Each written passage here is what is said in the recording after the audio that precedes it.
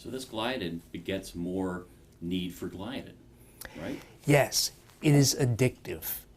So When it you say makes it's you an want... opiate, you're not using that as a metaphor. You're saying it's an actual opiate.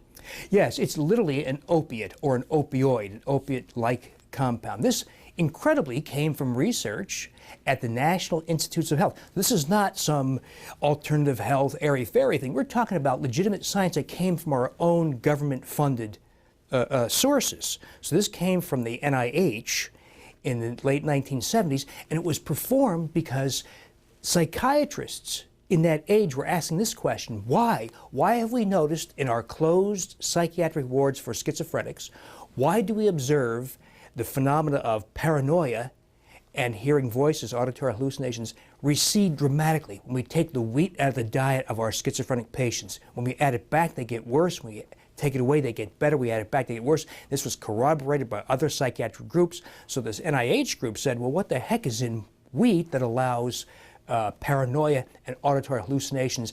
And they drilled it down to the gliadin protein. But yet it's our own government that's saying, hey, here's what we think you ought to eat every day, and by golly, whole grain wheat is on that list.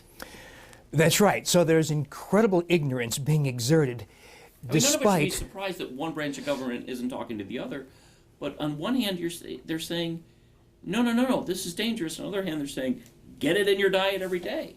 This is a good parallel will be the financial crisis due to the repackaging of mortgage debt. In other words, everybody's just passing the buck and participating in this global catastrophe. This is what we have with modern wheat. It was a well-intended effort to increase yield to feed the world's hungry. It did do that, but at a great price. They've created this thing that is extremely destructive for health.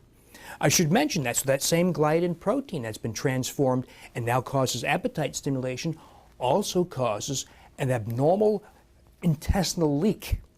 So the intestines are smart. It knows what, when you put something in here, it knows what to discriminate, what can go into the bloodstream, what stays in the intestinal tract.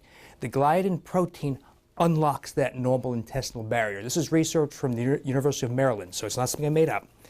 And this allows foreign substances access into your blood. This is the first step towards autoimmune diseases like Hashimoto's thyroiditis, or rheumatoid arthritis, or lupus, or 72 other autoimmune conditions that occur in wheat-consuming humans.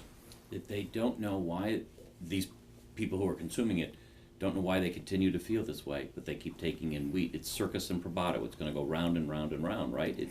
They're just killing themselves with this because they're continuing to put in the same product that was making them sick. Exactly right.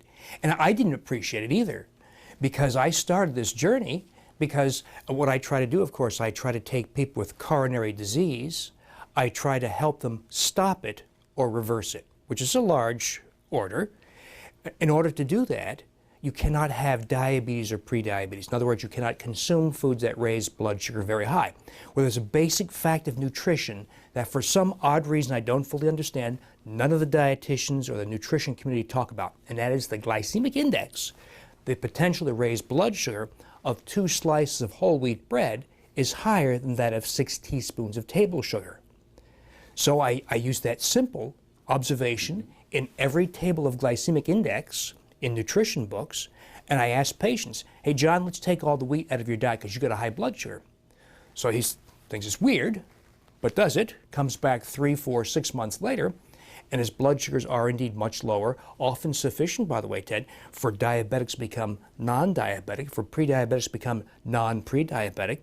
But people started telling me all these stories. First, 38 pounds lost in 3 months, 3 inches lost off the waist, blood pressure down so much they have to stop their blood pressure medicines because they're getting lightheaded, depression lifting, arthritis pain lifting, a lot of finger and hand and wrist pains disappearing, rash is disappearing, typically the seborrheic rash along the sides of the nose disappearing, psoriasis disappearing, people with inflammatory diseases like ulcerative colitis and Crohn's disease having dramatic improvement, often sufficient to come off all their drugs, often sufficient to call it cure.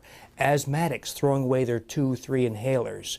In other words, when I first saw this, Ted, this little experience for the purposes of reducing blood sugar and people came back telling me all these stories, it started to become clearer and clearer that this was not just about blood sugar. This was about an entire transformation of the human experience and the entire landscape of healthcare problems. That I don't think it's a stretch to say what we're doing in healthcare is we're treating the consumption of wheat. Yeah, you and I could go down Route 94 and crack a car up. That's not from wheat. But the chronic conditions we're talking about, we are treating chronic wheat consumption.